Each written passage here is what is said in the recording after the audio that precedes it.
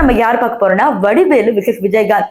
என்ன விஜயகாந்த் சொல்ற ரெண்டு பேரும் நடிகர்கள் தானே அப்படின்னு கேட்டீங்கன்னா, விஜயகாந்த் தான் கட்சி தொடங்கியாச்சே.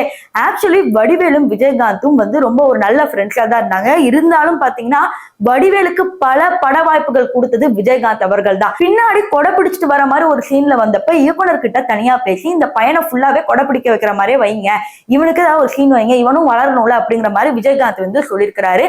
அது மட்டும் தாண்டி விஜயகாந்தோட பல படங்களில இவர் காமெடி ரோல்லையும் நடிச்சிருக்கிறாரு. அப்படி இருக்கிறப்ப ஏதோ ஒண்ணு விஜயகாந்த் பத்தி வடிவேல் தப்பா சொன்னதுனாலையும் விஜயகாந்த் ஆளுங்க போட்டு அடிச்சிட்டதாலையும் ஒரு பல நியூஸ் வந்துச்சு. அதுக்கப்புறம் தான் பாத்தீங்கன்னா வடிவேல் திமுகக்காக பல பிரச்சாரங்கள்ல கேப்டனை பத்தி ரொம்ப தவறுதலா பேசுனது இப்ப வரைக்கும் ட்ரோல் மெட்டீரியல் ஆயிருக்கு. இன்னும் பாத்தீங்கன்னா வடிவேலை என்னைக்குமே இந்த தமிழக மக்கள் மதிக்க கூடாது அப்படிங்கிற மாதிரி சொன்னாங்க. ஃபார் எக்ஸாம்பிள் வடிவேல் கொஞ்ச நாள் நடிக்காம ரொம்ப பேண்ட்லயே இருந்தார். அப்ப இவரை மீம் போட்டு வாழ வச்சுட்டு இருந்தாங்க. வடிவேல் வேணும் அப்படிங்கிற மாதிரி கம்பேக் எல்லாம் ஒரு காலத்துல போட்டுட்டு இருந்தாங்க.